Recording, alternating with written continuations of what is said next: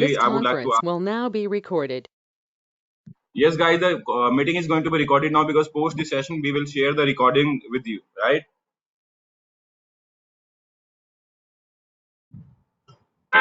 Okay, sir. Okay.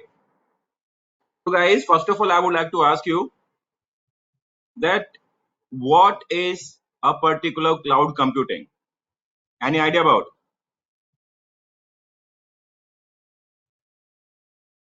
What is cloud computing? Any idea about it? Yeah, yes, sir. Maintaining of infrastructure in one place. So this is known as a short form of cloud computing. Infrastructure in the sense like databases. These and all the things we are going to create it in one place. So we want to buy any purchasing of separate machines and all that thing for maintaining of databases or else anything. So we have to go for a cloud. Then we are going to manage everything over there. Okay, that is fine. That is fine. Now let us take it other way. Let us say we have a particular website. Let us call it any www.burger.com, right? So now I have a requirement that I need to host this website. So what all component will you need in order to host it? Let us assume that we do not have cloud computing access as of now.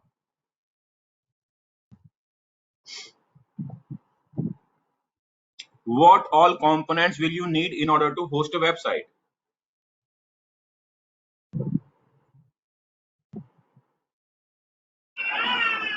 Server. Anyone can reply. Server. Guys, please Firstly, we feel need a free physical and let infrastructure. us try to make this session interactive. Whatever you know, please feel free to share your answer. If it is right, I'll appreciate. If it is not, I'll rectify it, right? So please feel free. So what all components you need in order to host a website? Am I audible, Lokendra? Hello? Yes, you are. So basically, to launch any website, firstly, we need one virtual machine, or in physical terminology, we can say it as a server. So on that Okay. particular server, we need operating system and computing Let us do resources one like thing. RAM, ROM, Let us keep hard on disk. writing this, right? So first of all, we need a server. Yes. Server. Okay. And Right. computing resources like RAM, ROC, hard disk, and Server. Then after we need RAM. operating system, and one IP address. Okay.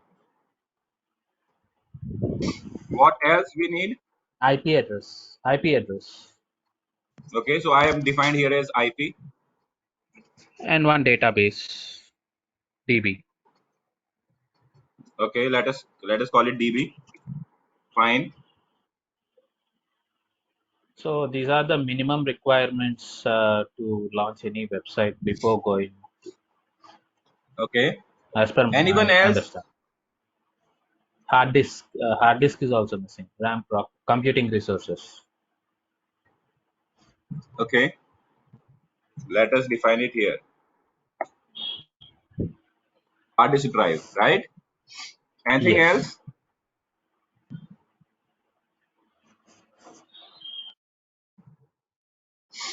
Guys, your contribution will really add on to this particular session because this will not only help me with the particular current level of knowledge which you have, moreover, I'll start from the scratch for sure. And definitely, guys, if you speak, then it will help you all as well, right? Okay. So let me tell you guys IP is what a all things public you IP need in order address. to host a website. First of all, as you are talking about server, so this is the particular component which you are telling, and let us have one another like box here where I'm going to define, where I'm going to tell you that what all components will you need in order to host a website, right? First of all, we will need a data center. So guys, when I call it a data center, so the very first thing which we need here, that is known as a data center. Why it is so? Where we are going to keep the servers. All the servers cannot be kept in open, so we need a proper secure place where we can have these sort of like computing devices, right, which are known as servers. After having a particular data center, what else we need? obviously we will need servers. Inside servers, we will need different type of configuration. Like we will need to have some sort of CPU, RAM, disk, network interface card,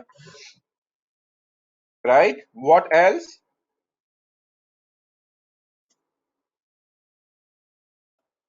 In order to secure these components, we need a particular security. It means we need firewall, because without firewall, how we are going to ensure that our particular Yes. website is secure, right? So we will need a firewall as well. Then when we have multiple servers, we have firewall, so we need racks. So where we are going to keep it? So we Right. cannot place all the servers on the top of a table or maybe on the top of a desk, right? So we need racks in order to install these servers. What else do we need, guys?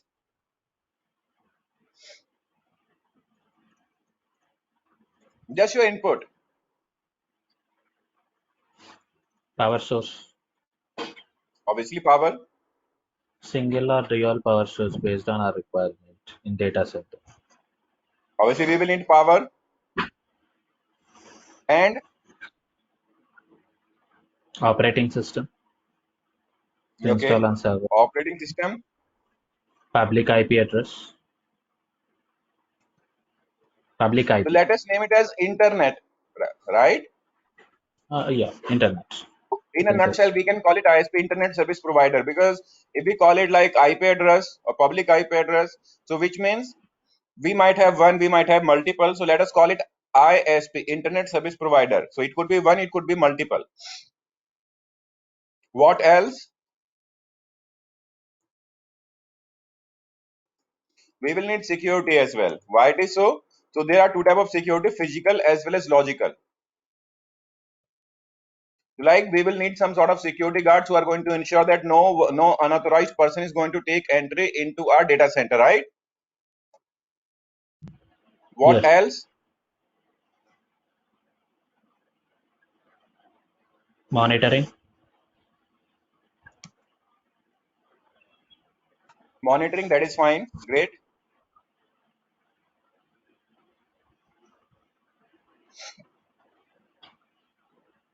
Storage devices. Okay. Disk is Storage already. we have already covered, like in term of disk. Moreover, we need certifications, guys. So in order to run a data center, because see, when we are going to say that we are going to keep the data of our customers, so we need multiple certifications, not only from the side of So security, your voice like is how secure we are we are, getting little bit right? disturbance. So multiple Look in your certification from voice side of is environment, NGT, and different sort of like certification they will need. So rest of things you can purchase from the side of like maybe any like online market or maybe from any like physical market. You can go and you can purchase every single component. Like you can build your own home as data center. You can define it. You can purchase servers from market, firewall, racks, power. So you can have you can have UPS, you can have inverter, maybe generator, right? Operating system you can purchase from open market. Internet, multiple vendors are there who are ready to provide you internet connectivity. Physical security, you can have a security guard. Monitoring, you can opt any sort of tool, maybe like it could be Kibana, Grafana, Prometheus, New Relic, Datadog, Splunk, anyone, right? But the major challenging part which comes here is that is known as certification.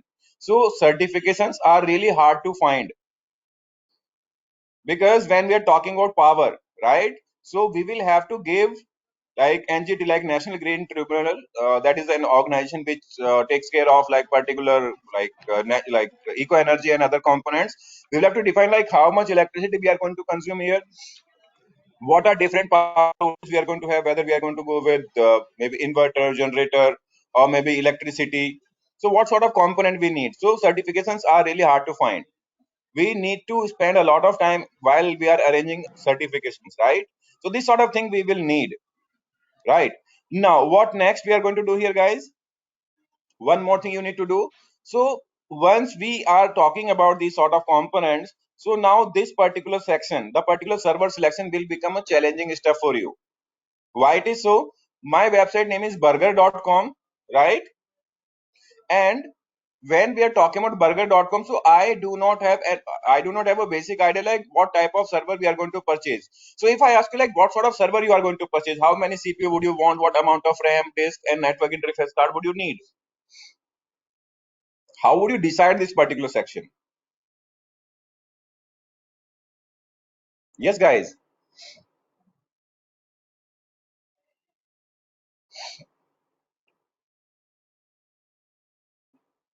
Guys, how would you define number of CPU, RAM, disk, and network interface card?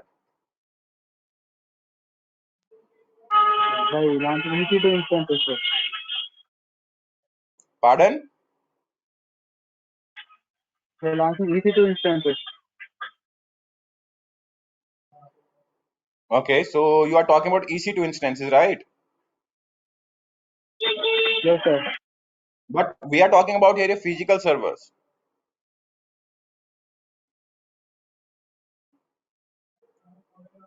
Anyone has any idea about? Okay, let me give you a particular like rough idea that we are expecting 1,000 users per day, not per hour per second. I'm talking that we are expecting 1,000 users would come within a particular cycle of 24 hours. So now, how will you decide the like size of server?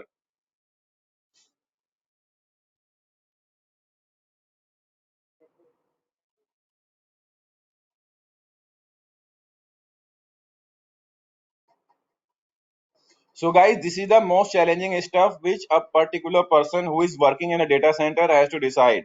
Why it is so? Let us say today you are going to go with 16 CPU and 32 GB of RAM. That is the size of server which you are going to select. It could be possible that might be over provision or that might be under provision, right?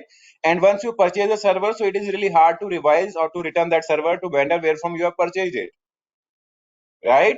So in that case, when we do not have capacity provisioning in a proper manner, we do not have idea about that how much traffic we are expecting, it could be possible that the particular page or the particular product which you are going to deliver to your end customers, it could be possible a lot of customers are coming to visit your website. Maybe I gave you a particular estimate of 1,000 users, now these are 10,000.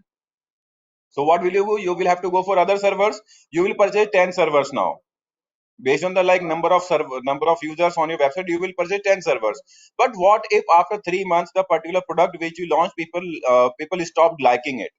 So it means you will have to return the server back, which is not a practical use case. That once you purchase servers, no one will be ready to buy these servers back, right? So that is a particular challenging stuff here. Once you purchase servers, you cannot return that. There is no such policy, right? So capacity provisioning becomes very hard and and a bottleneck in order to set up a data center, right? So when we do not want to go into these many things, like we do not want to ensure that data center where we are going to place it, number of servers, firewall, rack, power, OS, internet, security, monitoring, and certifications. So in that particular case, guys, we are going to have our cloud computing environment, which is known as AWS, like Amazon Web Services, right? So in order to mitigate the particular problem, like problematic things which we are going to face if we are going to set up our own data center, so we can mitigate this thing, and definitely guys, we can go with cloud computing environment. So guys, now I have a question for you. What is cloud computing? Is there anyone who can answer the question, what is cloud computing?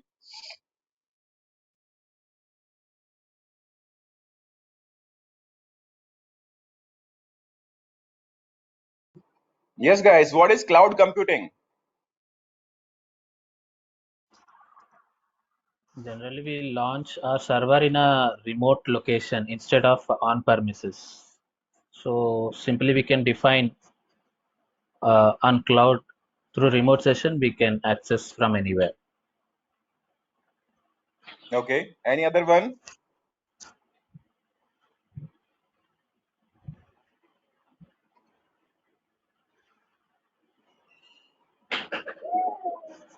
Any other one has any idea about?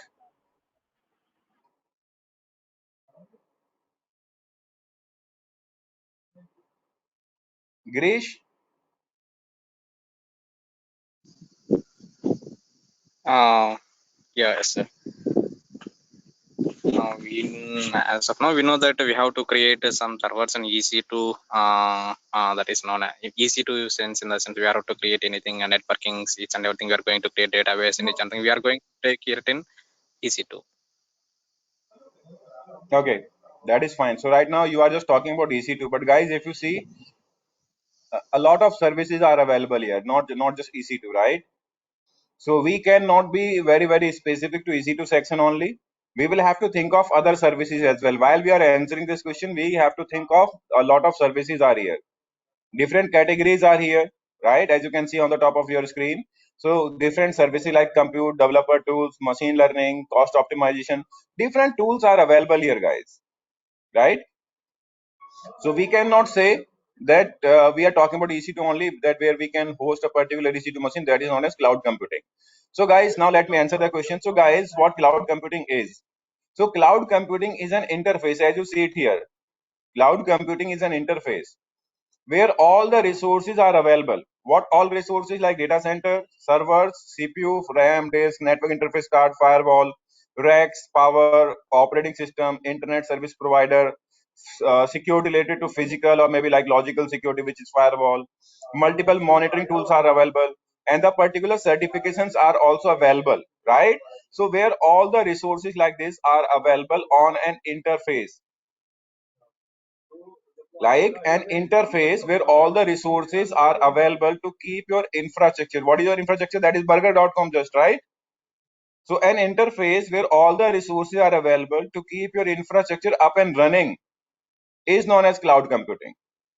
Now it could be possible you might need serverless computing, you might need a lot, like storage section you might need, right? So different sort of components where multiple options are available to you, right? So that is known as cloud computing. So are we clear what is cloud computing? Yes, sir. Do you have any questions so far? No, sir. Okay, then we are good. So guys, this is all about cloud computing. Like what is cloud computing? If you need to host burger.com, so you will need these many resources available in order to run this website. And cloud computing is an interface where all the resources are available to keep your infrastructure up and running, right?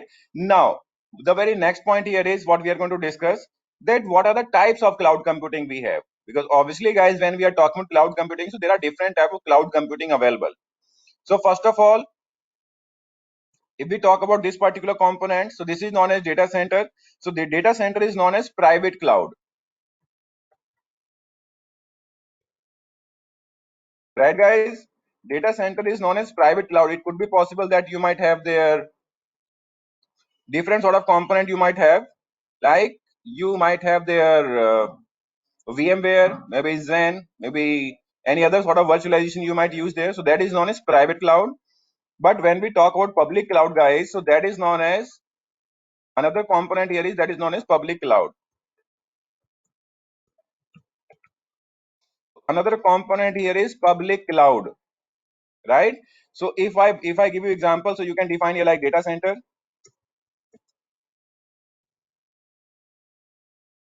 If I give example of public cloud, so guys, we can think of here AWS.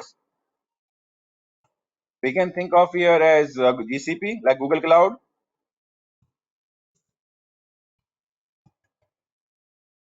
We can think here of Azure, right? So these are going to be like different type of cloud, like private, your own data center, and public like AWS, Google Cloud, Azure, maybe Oracle, maybe IBM, and different vendors are available as of today in market. So where from you can purchase the cloud resources, maybe DigitalOcean, right? So multiple vendors are available. You can purchase resources from any vendor, right? But when we are talking about, there is one more component which is known as hybrid cloud. So now what is hybrid cloud, guys? When we utilize resources from both places, like couple of services we are planning to host on public cloud, and couple of services are running in your data center as well. So that is known as your hybrid cloud. So guys, if someone is going to ask you now that what is public and what is private cloud, so can you explain that? Yes. Any questions so far? No, sir. Okay. So now let me ask you a question. What is hybrid cloud?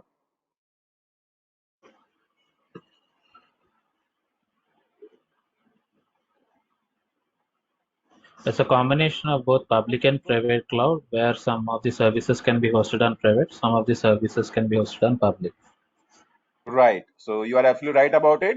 So this is known as hybrid cloud. Hybrid Now, cloud. yes, you are right. So now, guys, when we are talking about hybrid cloud, we are talking about like public cloud. So what we are going to do, what we are going to achieve after learning these sort of tools and technology, right? So guys, the particular course which we are here for, that is known as DevOps, right?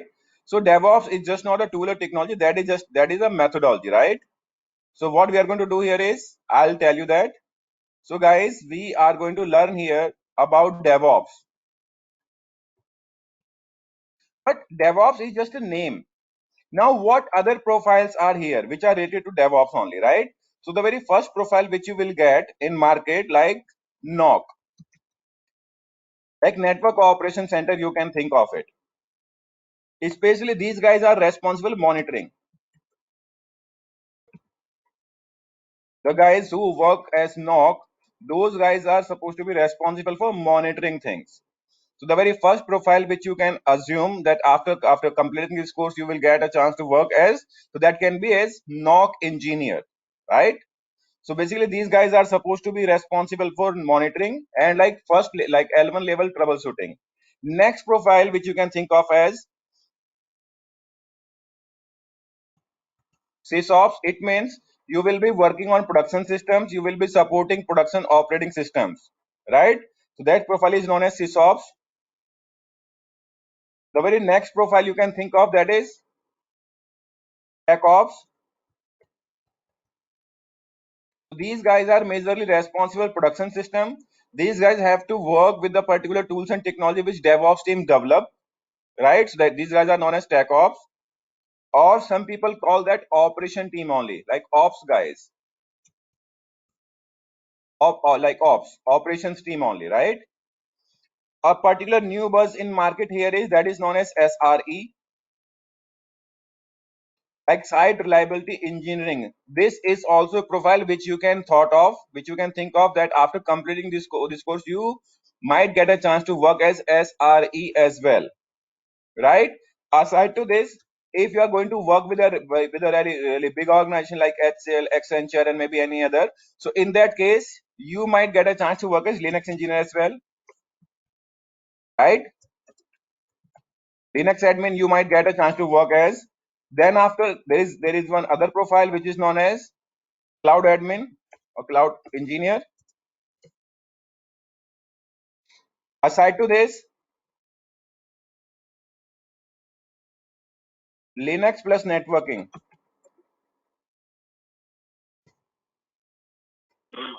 Sir, SysOps You means might what, sir? Once get a again you can tell.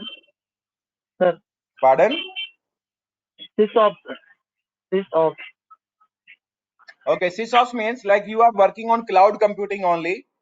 You are responsible to host servers. You are responsible to create new infrastructure on the top of AWS, Azure, Google Cloud, but you are not majorly responsible for the application support.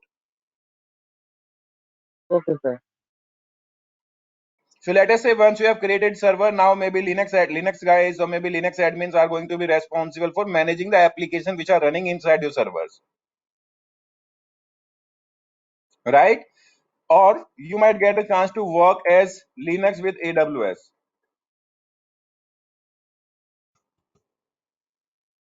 Linux plus cloud.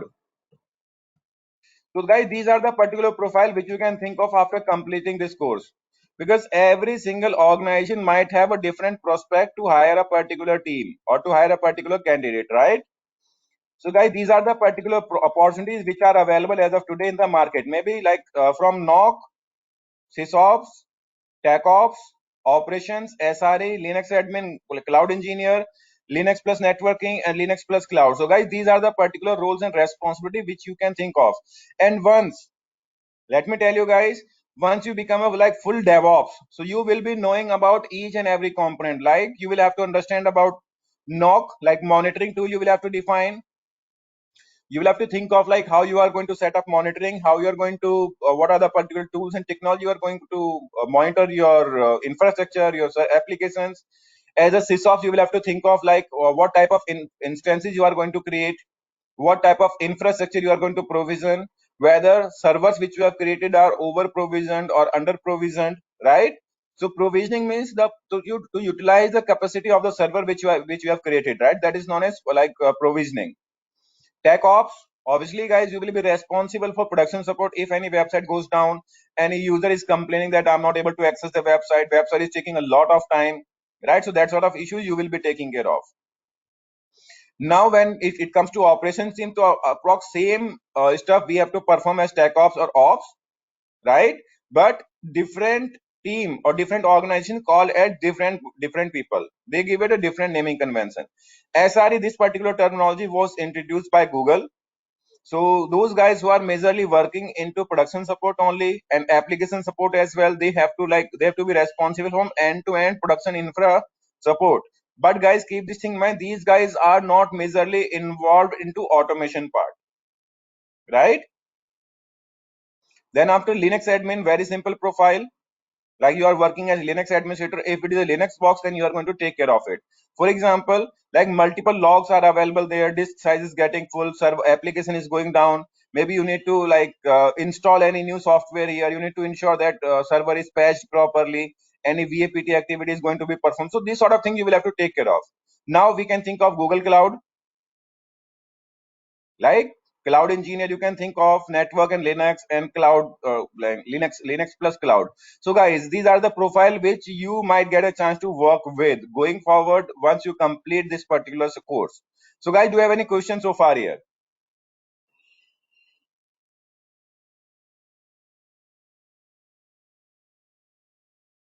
Yes guys, do you have any questions so far? Normally, what operations they do under sysops, techops, ops, and SRE? You have mentioned some Yes, sure, I'll COE do that. teams, right? Okay, so guys, when we are talking about like what operations do these guys perform, so we have different tools and technology, right? So as a DevOps, you will have to work with multiple tools and technology. Like I'm going to name them over here. So you will have to understand that how many tools and technology you will have to learn in order to become these, but like in order to become eligible for these profiles. First of all, guys, there is going to be Linux operating system. Linux is the very first thing which you will have to learn in order to become any of these. So Linux is going to be very first thing, right?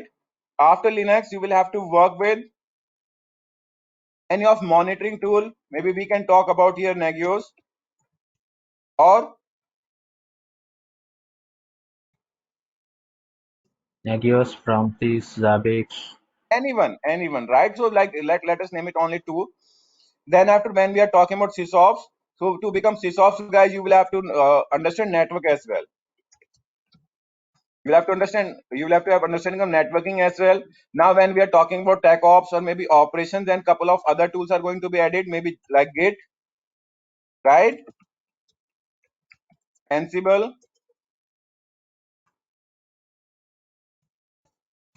such as Git, Ansible, maybe Docker, right? Then you are going to manage the logging section, so you will have to understand, you will have to have proper information about ALK stack, like Elasticsearch, Logstation, Kibana, maybe Grafana, right? Then after, when you are talking about database, so at least MySQL, you will have to understand any of the web server, maybe Apache or Nginx, right? Yes, For sir. automation purpose, Jenkins, you will have to understand any of the shell, any of the scripting. It could be with the help of Bash or Python, right guys? So these are the particular tools and technology which you have to work with. So now when it comes like what sort of operation do we perform as part of these particular this particular profile. So when it comes to monitoring, so guys, those guys work majorly with Nagios or Prometheus. They have to keep on monitoring the particular infrastructure side. They have to ensure that nothing is going down, everything is up. If something goes down, they will first of all take L1 level of troubleshooting, like NOC engineers are supposed to perform. But if something is not under their control, so they are going to escalate the issue to L2 level engineers, which are majorly sysops, tech ops, or operations guys, right? Let us Yes, say sir. when we are talking about like Git. So for example, you are working as sysops and some new guy is going to join your organization. So the person might need access on different repositories. So your responsibility here is going to be like providing that particular person appropriate action. Maybe that is going to be read only, write access. Like you need to restrict any user to access any individual branch, right? So that sort of thing you will have to perform here. Then after we talk about tech ops guys. So tech ops, obviously like a couple of other tools like person should be knowing about Ansible. For example, there is a situation when you need to modify the DNS entry on 500 servers. So how will you do it? Doing it manually will become a tedious task. Maybe it might take days in order to perform like these or these sort of operations manually. So like tech ops guys will have to have understanding of Ansible as well, like how they can automate the stuff, right? Yes, sir. So guys, these are the particular tools and technology which you will have to understand, and you should know good enough information about these tools in order to become a DevOps engineer. Yes, guys, only like these are not going to be the final tools here. We might, you might get to know about others as well. For example, Kafka,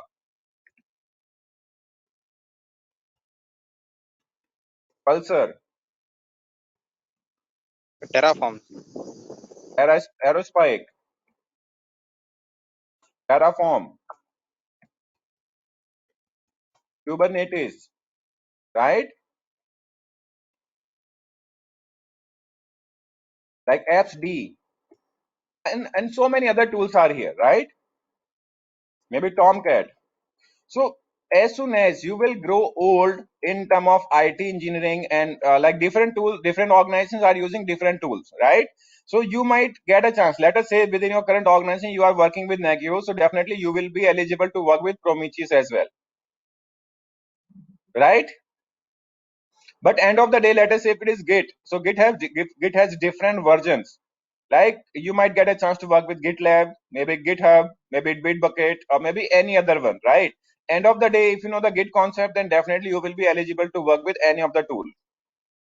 Now when it comes to Kafka, Pulsar, Aerospike, like maybe Cassandra, so different type of databases like live stream messaging, so these sort of component you will have to work with,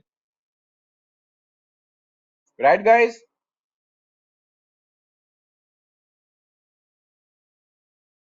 So guys, do you have any questions so far?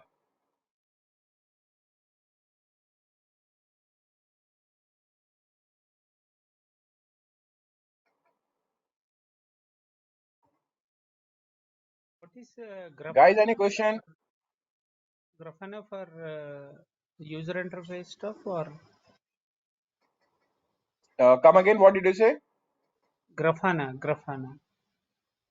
Okay, so Grafana is just another replacement of Kibana. So Kibana and Grafana are the particular user interface, or you can call that dashboard, where we can visualize the data. So Grafana can be integrated with Elasticsearch, Prometheus, or any other tool where from like you are gathering the data for your monitoring engine. Okay. That is known as Grafana. Thank you. Yes, guys, any other question you have?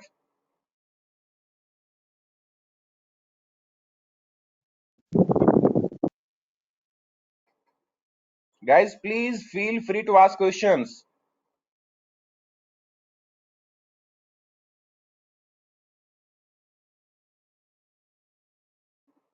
If you have any concerns, like please let us know what all doubts Yes, you have. please feel free. That is why we are into this session, in order to like take your question in real time. What is Apache, sir? Apache and Come again, Naresh, please.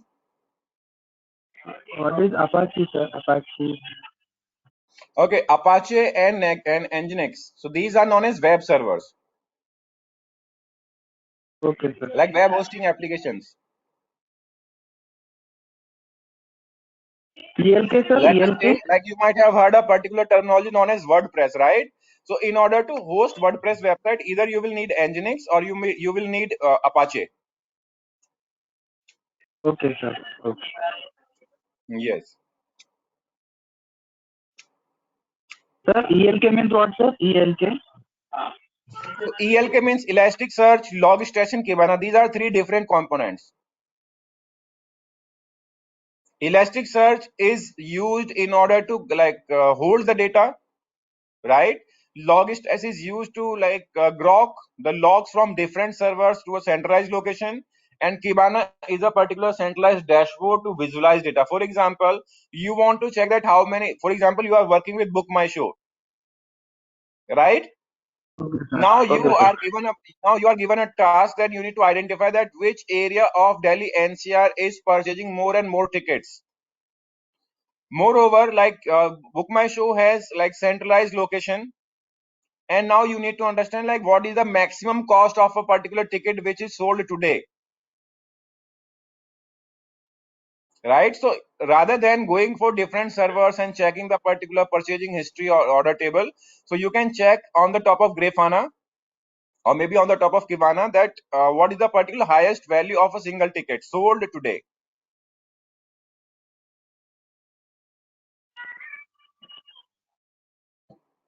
Okay guys, so now let me walk you through about the particular dashboard of AWS. We will start with AWS itself. So guys, first of all, you can think of this is known as AWS Home. This is known as console home. So wherever you are, if you are not able to go back, sometimes this backspace does not work here. So if you click here, so it will redirect you to this particular page where you can figure out what are the particular options available here, right? So if you want to see all services, so these services are available here. You can figure it out on this particular page itself, right? Now, if you want to go directly to services, so you can hit on this particular page. So guys, these are going to be recently services, whatever you have explored or whatever you have accessed so far. So recently visited 8 to 10 services will be listed down here. So guys, we have different sections in AWS. First of all, we will talk about compute. We are going to talk about EC2, what is Lightsail, Lambda, Batch. So these are different type of services which AWS is offering. We will discuss about this particular component in detail in coming sessions. Now there is a particular buzz in market like containerization. So AWS itself is providing a particular containerizer service. So we have Elastic Container Registry, we have Elastic Container Service, ECS, EKS, and Red Hat OpenShift service. So this is a new service which has been integrated with AWS before 3 to 4 months only, right? And even this is not available in all the regions. So right now we are working with North Virginia. If we try to access it in other regions, so definitely guys, this will not be available in all the regions as of today. This is getting integrated only, So how many right? months of course? Okay, so course details, course content, and the particular duration, everything will be shared with you post this particular session. So Shankar is going to be there, you can get in touch with him about these sort of questions, right? Okay, sir. Okay, so now if we talk about the storage section, so we have S3, EFS, FSx, Glacier, storage gateway, AWS backup. So these are the section of storage. We will Excuse discuss me. about S3, EFS, FSx, and Glacier. These sort of services we are going to discuss. We have What different is type of database services. sorry? Pardon? What is OpenShift and what is the use of it? So OpenShift. OpenShift is another way to containerize your infrastructure. So that is a particular product of Red Hat. Okay. So now AWS has clubbed the particular service agreement with Red Hat. So you need not to purchase licensing for OpenShift. If you want to use it for a week or two, you can use it. Otherwise, earlier this was not enabled. This particular option was not available here. So what you could have done here is you could have just purchased the OpenShift software. You could have get a license from Red Hat. Only then you were supposed to use it. But right now you can just directly create your AWS account and you can start using OpenShift. Okay. What is the similar products with OpenShift on other cloud platforms?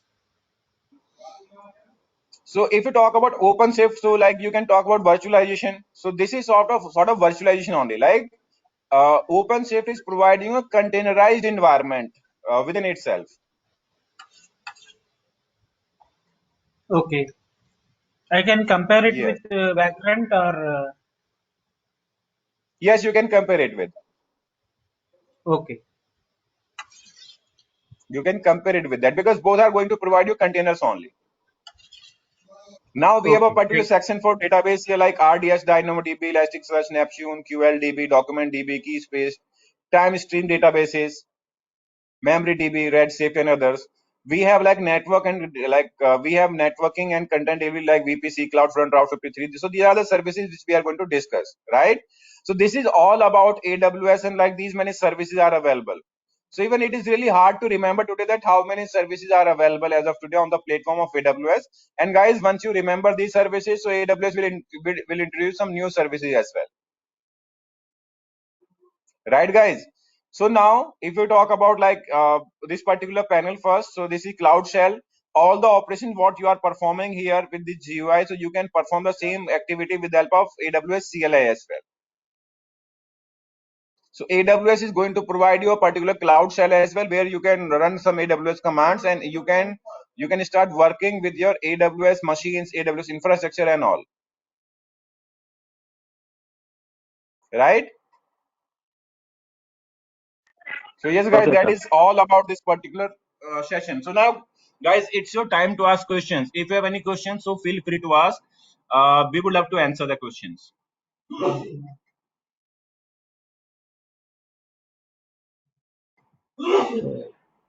So basically, what are the prerequisites to start this course? Jitendra? So you are Pardon? providing a session on the. So what are the prerequisites from our end? I mean, should we have any experience on some technologies, or we can start it from Okay. scratch? So So what we will things? start whatever tools and technology, whatever we are going to share with you. So we will start from scratch. Okay. No prerequisite So what? is required. You just need to have a basic computer knowledge. That is it. Okay. I mean, no programming knowledge is required for this. No, for this particular course, no programming knowledge is required. Okay. So wherever So what is the programming scope will be of job required, market? we will teach you that. Okay. So after completion of this course, what is the scope of job market on this particular roles which I have mentioned before starting the session? Let me tell you the scope as of today. So there is a guy from there is an organization known as Capgemini. You might have heard of. So the person was working there at the package of 9.5 lakhs, and the person got a job at the package of 35 lakhs. Right. You So can think one of the question particular here, type of like, hike. yeah, you can proceed. Yeah. So I was saying you can think of that how open the market is as of today.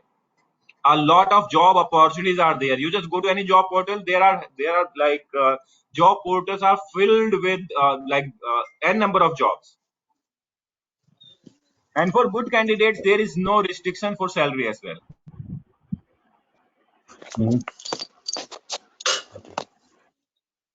Definitely at the end of, let me tell you this thing. So at the end of this particular course, we are going to provide you a particular complete end-to-end implementation of a project. Like if you are going to work with an organization, so how you are going to be like what are going to be roles and responsibility, how like different tools are going to be integrated with one another.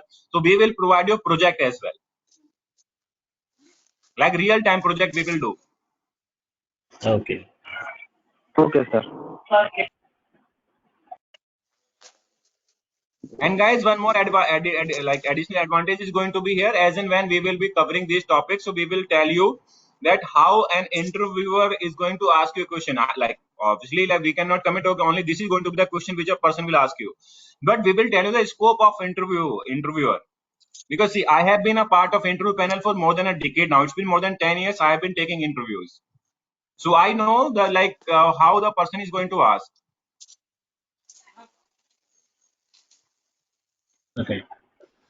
Right, guys? Sir, here one more question here. Like we need a programming language like so Python. So we have to create some of the jobs for here. We need any of the programming language here like shell scripting or else Python as well, right? Right. So as I mentioned here within this particular session, that we will need scripting language, maybe Bash or Python. So anyone will work.